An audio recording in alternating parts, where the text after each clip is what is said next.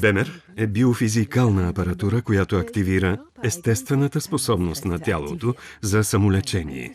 С предаването на един единствен импулс към тялото вече е налице многостранен положителен ефект върху целия организъм. БЕМЕР помага за превенцията и запазването на здравето и подпомага лечението.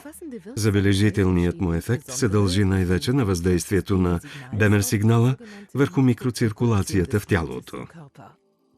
От своя страна, микроциркулацията е много важна за правилното функциониране на целия организъм. Неслучайно е наречена главната улица на здравето. Микроциркулацията в човешкото тяло е системата, чрез която се доставят кислород и хранителни вещества до клетките и се отделят токсините от организма посредством най-малките кръвоносни съдове капиляри. Ако съдовете на микроциркулацията се разгънат, площта им ще бъде по-голяма от тази на футболно игрище.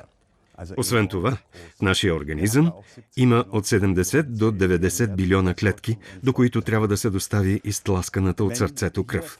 Ако настъпи промяна, смущение в микроциркулацията, в тялото няма да могат да протичат нормално физиологичните процеси и това рано или късно води до болестни състояния. Доктор Райнер Клоп е един от най-известните експерти в областта на микроциркулацията. Като ръководител на Института по микроциркулация и бивш главен лекар на Института Шарите, Берлин, той от дълги години прави клинични изследвания в областта на най-малките кръвоносни съдове, които доказват ефективността на БЕМЕР. Защо и как действа БЕМЕР, показват обстойните проучвания на доктор Клоп в света на микроциркулацията. Кръвта преминава през многобройни съдови разклонения във всички органи. Там кръвоносните съдове се разклоняват в гъста мрежа от капиляри, които отново се сливат и се включват в обратния поток. В капилярите има транзитни участъци за обмяна на веществата между кръвта и клетките. На около 1 мм в началото на капилярите се впръсква вода в тъканта, чрез която се осъществява преходът от кръвната плазма към клетките. В края на капилярите водата отново преминава от тъканта в тях, като обира със себе си отпадъчните продукти от обмяната на веществата в клетката. Необходимият за процесите на изгаряне в клетката кислород се получава чрез сливането на червените кръвни клетки в тъканта. Едновременно с това, червените кръвни клетки се товарят с въглероден диоксид, който се издиша през белите дробове.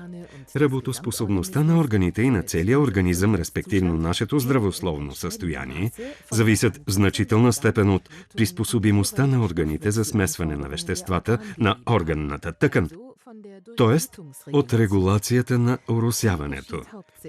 Това става главно чрез различни ритмични промени във вътрешността на онези много малки кръвоносни съдове, които са непосредствено преди и след капилярните мрежи, както шлюзовите врати в напоителните канали, така и оросяването на органите регулира притока на кръв, за да отговори на съответната потребност на тъкани от обмяна на веществата. Ако тази регулация е ограничена или нарушена, това би довело до редуцирана или дори болестно променена функция на органите. Тук идва на помощ БЕМЕР системата, с която биоритмично се стимулира регулацията на оросяването. Без да преувеличаваме, бихме могли да кажем, че системата БЕМЕР представлява епохална новост в модерната превантивна медицина. Това е най-ефикасният и същевременно добре проучен и изпитан физикален метод за лечение, с който разполагаме към момента.